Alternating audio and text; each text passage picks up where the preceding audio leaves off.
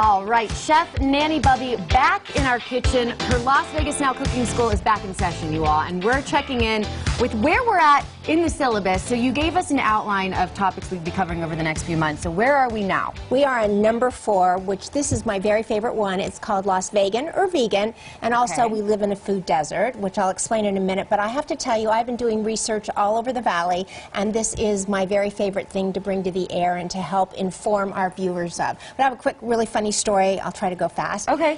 When Whole Foods came into the marketplace, they had signs all over their produce department which said, we buy local.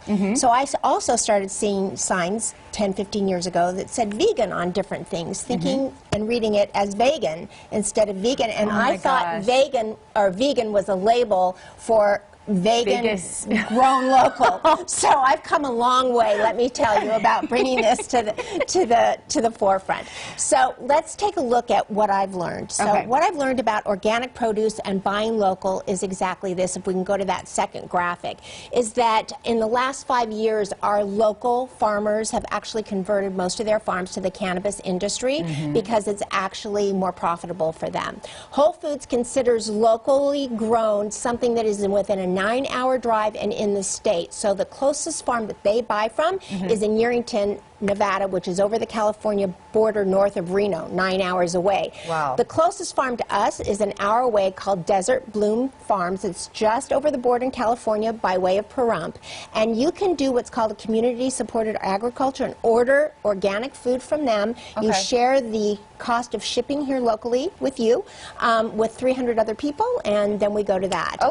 And then the closest is the Las Vegas Farmers Market. So, we're making a vegan southwestern salad. And we're starting out first with prepping, and so I just want to explain a couple things. With green beans, this is raw, but if you take a look at them, and we show on the camera here, you can see how bright green they are. And the key to cooking green beans is about 4 minutes, highly boiled, and then drop them in an ice bath. And the ice bath stops green beans. Stops the cooking. So that's what you want to do with that. And you can see the difference in color. They get bright green compared to the raw. Do you want them to be a little crisp? It depends how you like them, right? Some people like them a little more crisp, some people don't. When it comes to cucumbers, you should always seed them. Use a grapefruit spoon. You can see, you peel them like this, get all those seeds out, because in a jar with what we're doing in a southwestern salad, they're going to sit for a day or 2 or 3. And here's what the grapefruit spoon looks like. There you go. Thank you. This little serrated tiny spoon. Right. You can find it on Amazon, and that's what they look like when they're sliced up.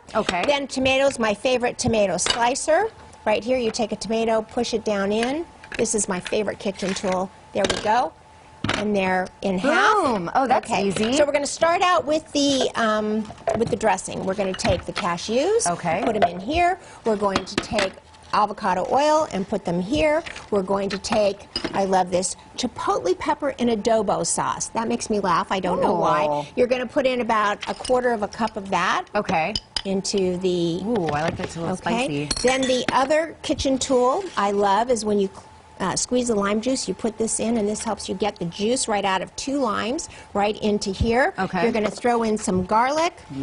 Whoa! Salt. There we go.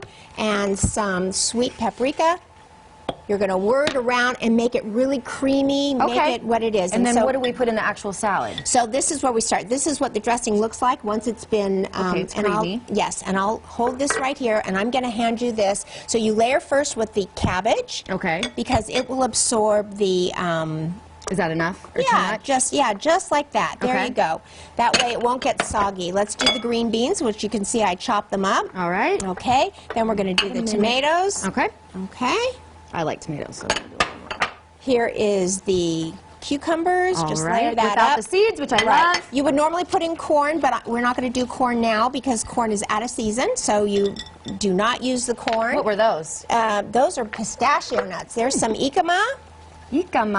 All right. Red pepper and black beans. Double up. Yep, there you go. Here we go, and some lettuce on top. And then how long will this keep? 3 to 4 days in the refrigerator. Wow. Now, and what a great thing to bring for lunch. Totally, and here is the finished product.